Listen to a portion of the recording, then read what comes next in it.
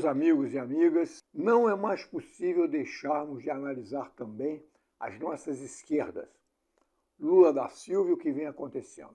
Nesse momento, no Rio de Janeiro, que estamos falando, no Rio de Janeiro, maio já de 2025, um belo dia de sol, catástrofe nas ruas, linha amarela impedida com ataques, assassinatos de policiais, etc. Barricadas em vários lugares do Rio de Janeiro. Na Gardênia e outros lugares, crise. Vejam aí atrás, nessa reportagem, neste momento estamos indo. Estão sendo confrontos policiais no Rio de Janeiro. Então, essa é uma realidade que vivemos no Brasil. As notícias de São Paulo, as notícias de outros lugares são as mesmas. O Rio Grande do Sul até hoje não se recuperou de enchentes. Estados como o Rio Grande do Sul e outros, são tidos como os piores do Brasil.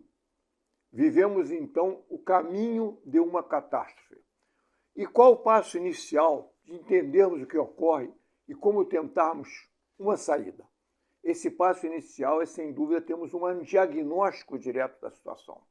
Temos uma análise correta, teoria também. E qual é o problema disso? O problema disso é que não é do interesse dos governantes que sejam ditas as verdades. Porque, obviamente, os governos se legitimam através de eleições. Então, eles querem serem eleitos, querem legitimar o sistema, querem legitimarem-se no poder. Então, as verdades saem parcialmente colocadas, sem análise globais, e essas não são colocadas. Mas a dificuldade de analisar é pior. Por quê? Porque como vivemos uma sociedade em que domina o capitalismo, o imperialismo, justamente os dominadores, os causadores dessa situação catastrófica no Brasil e no Rio, como eles mandam aqui, evidentemente que as histórias são distorcidas. Então nós temos hoje no Brasil uma história do Brasil distorcida, nós temos no Brasil informações distorcidas, análises distorcidas e assim por diante. E até mesmo de setores que se auto-intitulam de esquerdas e até comunistas. Perguntarão por quê? Porque alguns são direções e querem manter as suas posições, não querem dar o braço a temer. Outros, por outro lado, não têm nenhum interesse na medida que têm suas carreiras acadêmicas em risco. Tem carreiras acadêmicas, então eles podem falar até um certo ponto. Terceiros estão influenciados pela propaganda, para poderem ter as suas análises bem divulgadas pelas redes sociais e pelos jornais, seus livros, eles são obrigados a toldar as análises, não criticar certas coisas, não dizer certas verdades. Porque se o disserem, serão limitados e prejudicados nos seus interesses econômicos, nas suas carreiras, etc. Isto quando não tem medo propriamente de serem perseguidos e tem medo com razão. Vejam o seguinte, o senhor Tancredo Neves, um político moderado, João Goulart, um político moderado, ricos, homens ricos, destaques. Como é que foi a morte deles? Juscelino Kubitschek, até hoje duvidosa. João Goulart, até hoje duvidosa. Um rico fazendeiro do Rio Grande do Sul. Então vejam que realmente há riscos de vida. Para muitos políticos, correm risco de vida. O que aconteceu com Malcolm X? O que aconteceu com Martin Luther King? O que aconteceu até mesmo com Robert Kennedy? Assassinatos dentro dos Estados Unidos, a palco da democracia, segundo alguns. Ao mesmo tempo, nós vivemos uma época de estado de exceção, e nós falaremos disso hoje aqui, em que aquelas democracias que anteriores se intitulavam, na verdade, plutocracias, oligarquias no governo, estão perdendo completamente suas máscaras, estão deixando cair suas máscaras. Então vivemos uma situação em que é muito difícil a verdade. Além de tudo, existe o que o Bourdieu chama de poder simbólico. Não é? Ou seja, dentro dessa circunstância, nós vemos mitos. Criou-se o mito do Lula. Então, se alguém falar contra o senhor Lula determinadas coisas, grita-se contra eles. A gente que berra.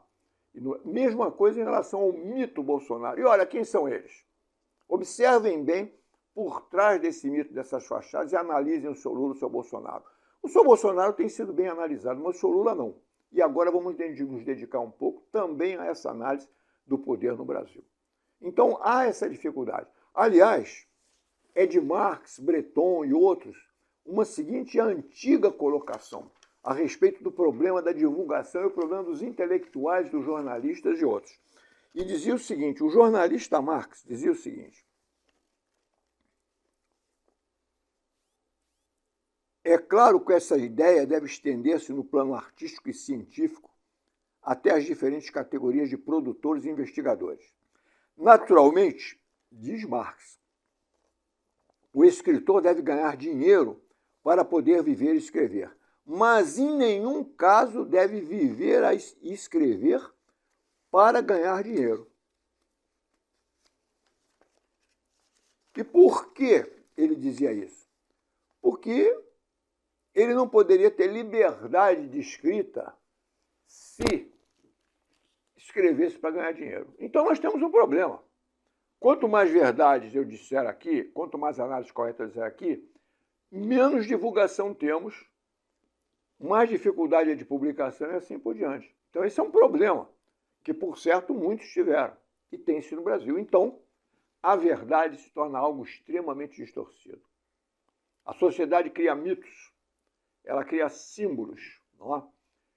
A própria linguagem é uma linguagem de símbolos, simbólica, em que se domina a linguagem. Por exemplo, o que se chama de esquerda hoje.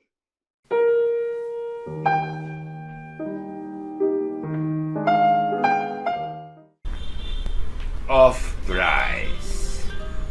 Que a sorte me livre do mercado e que me deixe continuar fazendo sem o saber, fora de esquema, meu poema inesperado. E que eu possa cada vez mais desaprender de pensar o pensado e assim poder reinventar o certo pelo errado. Ferreira Goulart, logo no seu primeiro livro, no início da sua vida de poeta, ainda acho que antes dos 20 anos, ele escreveu os poemas portugueses. O número 4 diz assim, olha que premonição. Nada vos oferto além destas mortes de que me alimento. Caminhos não há, mas os pés na grama os inventarão. Aqui se inicia uma viagem clara para a encantação. Fonte, flor, fogo, que é que nos espera por detrás da noite? Nada vos sovino, com a minha incerteza vos ilumino.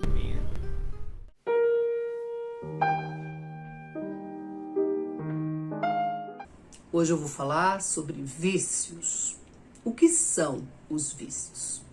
Os vícios são antagonistas das virtudes.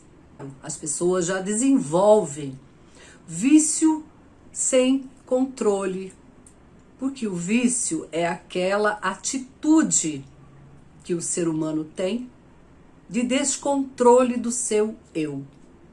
O vício de fumar, o vício de beber e os vícios das drogadições. Tudo isso é um descontrole do seu próprio ego.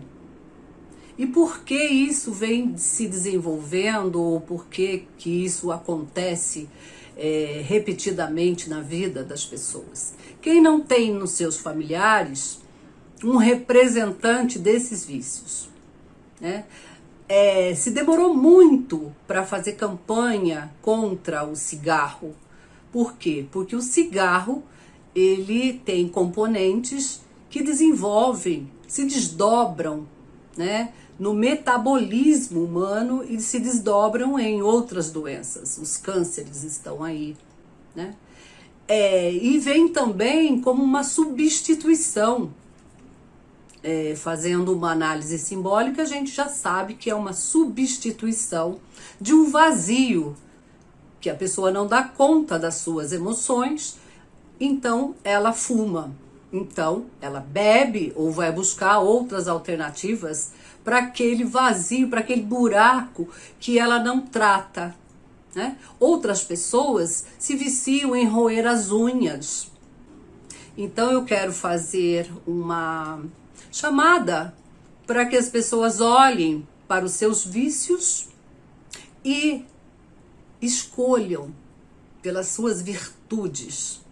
uma vida saudável, uma vida mais consciente, uma vida de meditações, uma vida de boas reflexões e boas atitudes.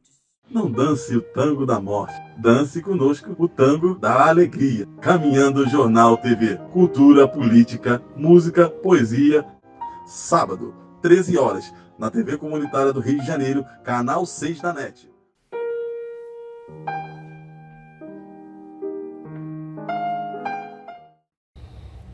O golpe, o chamado golpe branco, que alguns falam a renúncia, né?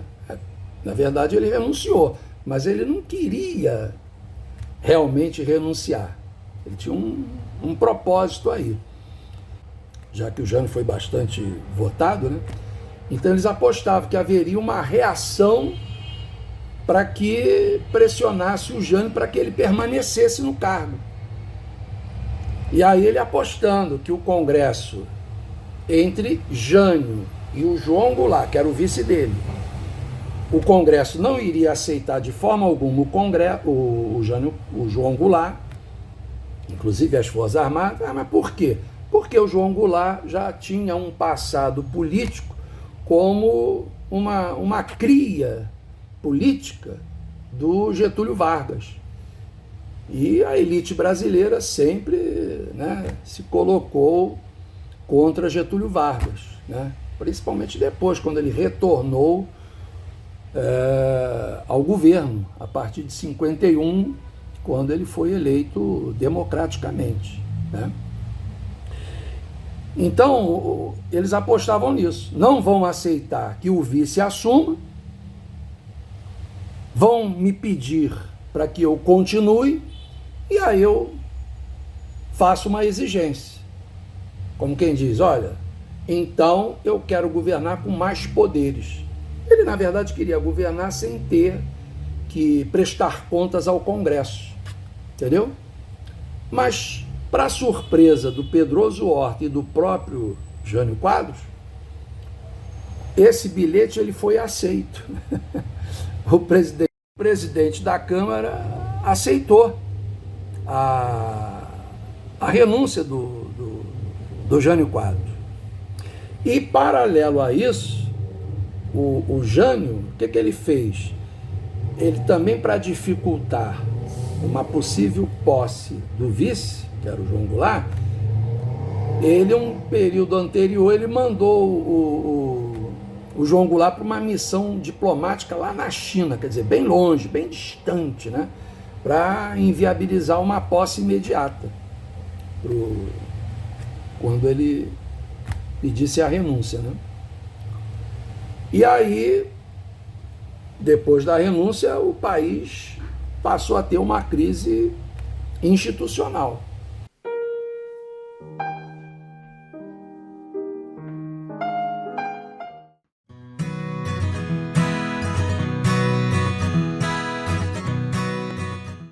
Você sabe para que serve o selênio? Este mineral é essencial ao nosso organismo.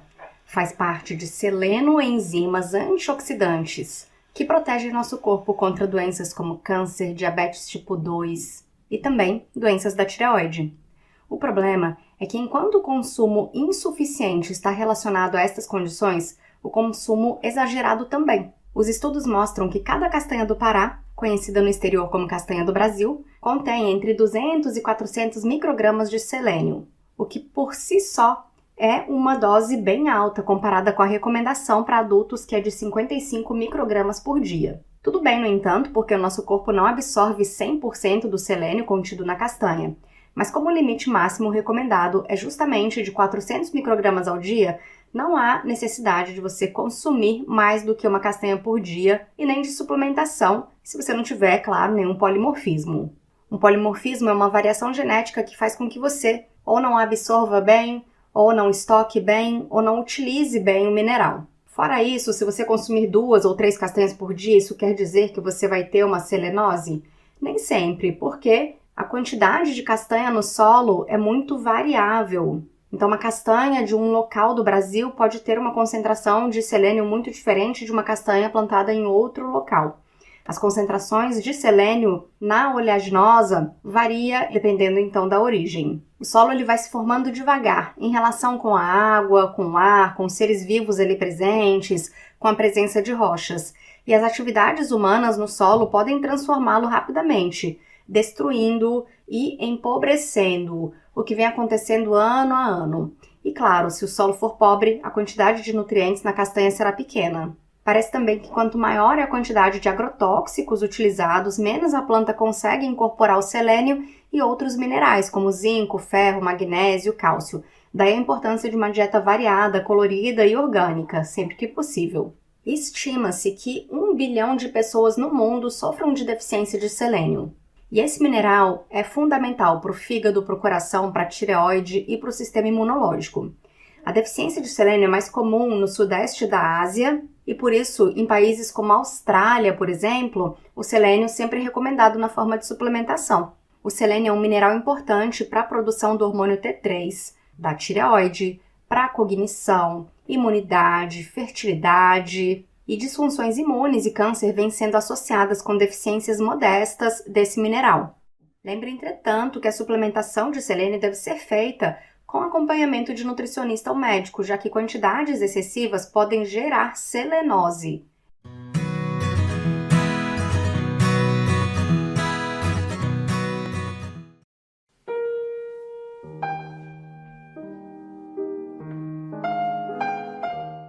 A tortura sofrida por Amelinha durante a ditadura militar jamais será esquecida. Os relatos dela foram ouvidos pela Comissão da Memória e Verdade da Prefeitura de São Paulo. Os momentos de terror foram comandados por Carlos Alberto Brilhante Ustra, major do Exército e comandante do DOI-CODE, um dos maiores centros de repressão da ditadura militar. Dos meus filhos, meus filhos serem levados para a sala de tortura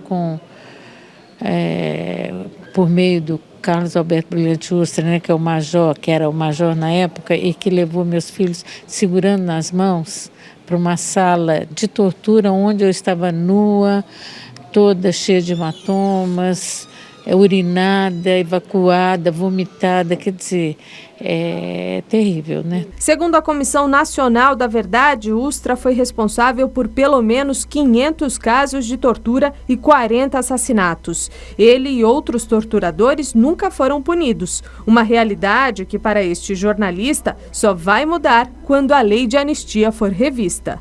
O Supremo Tribunal Federal decidiu recentemente, há coisa de 2, 3 anos, que não se mexe na lei de anistia. Então, do ponto de vista da punição criminal, isso é inviável enquanto esse entendimento do Supremo permanecer. Apesar dela ser muito importante, porque ela permitiu o regresso de vários brasileiros que estavam exilados, mas ela foi resultado principalmente de um acordo que eu considero espúrio, porque ele ofende a luta de resistência que os brasileiros tiveram durante todo esse tempo. A comissão também ouviu familiares de vítimas de Brilhante Ustra. Ângela foi companheira de Luiz Eduardo Merlino, torturado e morto durante a ditadura militar.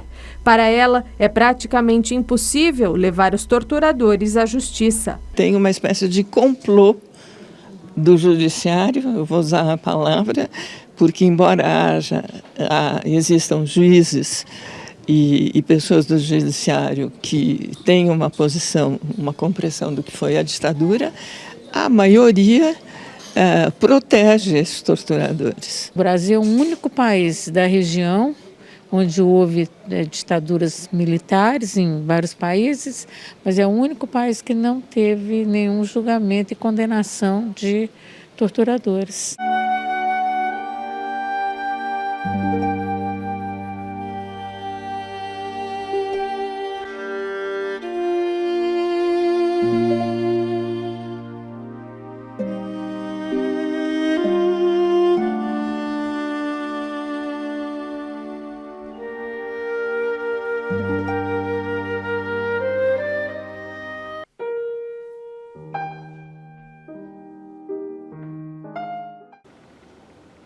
Esta parte se chama Democratas, Lula, Ciro, Esquerdas.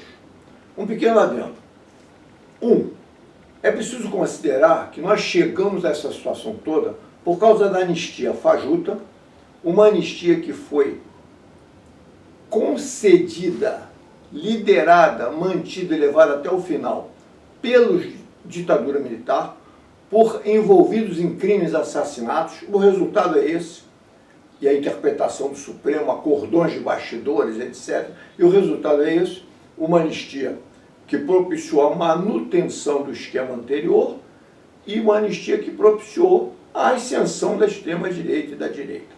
Isso primeiro. Então é uma anistia totalmente deturpada, porque ela foi concedida. Segundo, dentro dessa anistia, a legalidade das esquerdas também não foi conquistada. Não foi uma luta em que elas determinaram suas regras, etc. Não, ela foi concedida. Então a legalidade das esquerdas envolveu a forma de agir das elites do país, da própria ditadura, os interesses da ditadura militar e dos Estados Unidos. Provavelmente, sob influência americana, eles seguiram os interesses dos Estados Unidos e como eles agiam lá com o Partido Comunista Americano, completamente anulado até hoje. Ou seja, eles usam a legalidade para infiltrar, para deturpar, para conhecer, etc. E hoje no Brasil estão usando não só ela, como as redes sociais. Para isso, muito mais ainda. Nós vamos explicar em outra parte. Então, isso um dado. O segundo dado também a acrescentar ainda isso é a questão do Sr. Ciro Gomes. Veja bem, o Sr. Ciro Gomes é um indivíduo inteligente, fala bem, expõe bem, teve um passado de ministério, tem uma experiência administrativa, é relativamente jovem, então seria, digamos, uma pessoa totalmente indicada para a presidência. Ora, essa pessoa, tipo o Sr. Ciro Gomes, é tudo que o império do capital, Estados Unidos à frente, não deseja. Inteligência, quanto menos melhor. Cultura, quanto menos melhor. Ignorância, quanto mais melhor. Dominação, quanto mais melhor. Então, de certo modo, o Sr. Ciro Gomes é o oposto ao Sr. Lula, cujas origens operárias, não sei o que lá, que não é bem isso, ele teve origem no operariado em ascensão industrial de São Paulo, não tem origem no Nordeste pobre, nada disso. Então, é uma situação completamente diferente, a ascensão do senhor Lula e do senhor Ciro Gomes. Então é preciso ver isso, e ver as origens da forma do Ciro Gomes. Então, eles temem que o Ciro Gomes, já como falamos, seja um novo Brizola, um Brizola vindo do Nordeste. Então, deve ser destruído antes que se torne um perigo maior. Então há esse dado também. Além disso, a inteligência, o brilho, assusta muitos. Então uma pessoa como o Ciro Gomes, dentro do seu partido provavelmente, ele assusta muita gente que não tem esse brilho, não tem essa memória, não tem essa inteligência, do qual o Brasil precisa em grande parte. Então, Ciro Gomes deve ser destruído. Não só por invejas, por competição, por aquela... se detestar o diferente, o que se destaca, não é? Vocês lembram que havia até na Grécia Antiga um desterro, uma perseguição àqueles que se destacavam. Simplesmente por se destacarem da maioria e infringirem o psique da maioria. Era o ostracismo, não? Então, além de tudo, com o Sr. Ciro Gomes tem esse dado. Então, o Sr. Ciro Gomes tem o imperialismo, as características pessoais, o PT, encostado no poder, no governo, em cima da pirâmide de esquerda, distribuindo cargos, etc. É o suficiente para destruí-lo e compreende-se porque foi parar em quarto lugar e porque está desiludido até na política. É compreensível. Entende-se que é justificável. Ainda mais porque a política do PT e do seu Lula é a política do império do capital. Ou seja, aquela política de não cumprir palavra, prometeu, mas já não disse, esmaga outra pessoa. Tem aqui dados, inclusive, sobre o autoritarismo interno do PT. Não se esqueçam que houve vários expulsos do PT.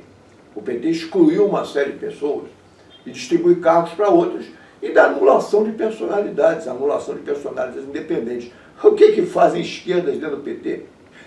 O que adianta dar carguinhos? É um oportunismo. Porque não mudam nada e não vão influenciar nada, fundamentalmente, o PT, que continua no mesmo caminho, cada vez pior, décadas para cá. E olha o papel que está fazendo hoje aí, na Câmara, etc. Então, atenção a tudo isso.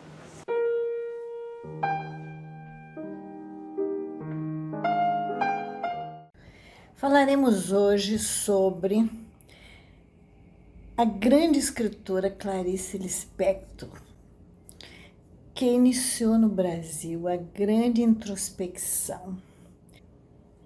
A Hora da Estrela foi o último romance escrito por Clarice em vida, mas ela já estava muito doente, ela estava com a neoplasia maligna em ovário e faleceu logo em seguida ao lançamento do livro, com 57 anos. Nesse romance, ela voltou, de certa forma, às suas origens judaicas, porque ela colocou no livro a heroína chamada Macabeia, em homenagem a Judas Macabeu, um herói judaico que viveu 2 séculos antes de Cristo. E ela, na infância, ela conviveu com a cultura judaica, porque o pai dela era seguidor do Talmud, né? A estrela que faz parte do título, né, do livro, alguns autores admitem que está relacionada à estrela de Davi, que é uma estrela ligada à cultura judaica. A heroína Macabeia é alagoana, ignorante sobre todos os fatos da vida, uma pessoa totalmente desinformada e sem nenhum preparo para a vida. Clarice descreve o isolamento da protagonista numa denúncia sobre o isolamento de pessoas segregadas entre si por problemas sociais, né? Esse isolamento causa muita tristeza. Clarice sentiu tudo isso, mesmo nunca tendo sido uma pessoa miserável. Clarice, com sua genialidade, foi uma escritora vitoriosa, mas com uma vida repleta de sofrimentos e de grande introspecção, tenho dito.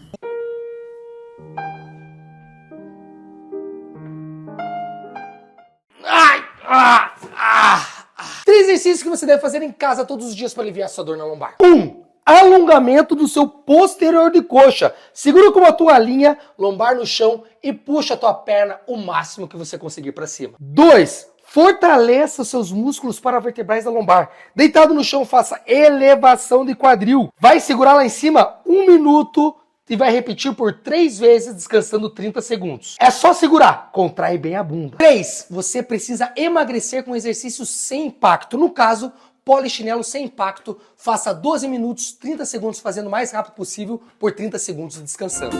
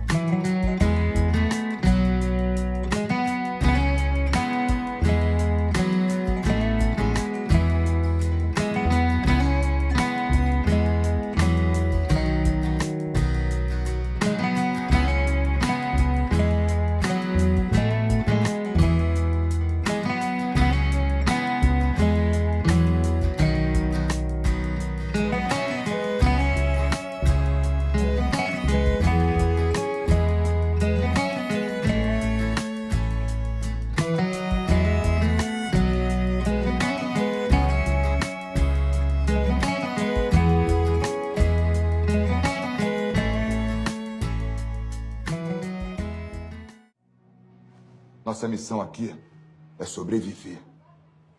E esperar que nos chamem de volta para a vida lá fora.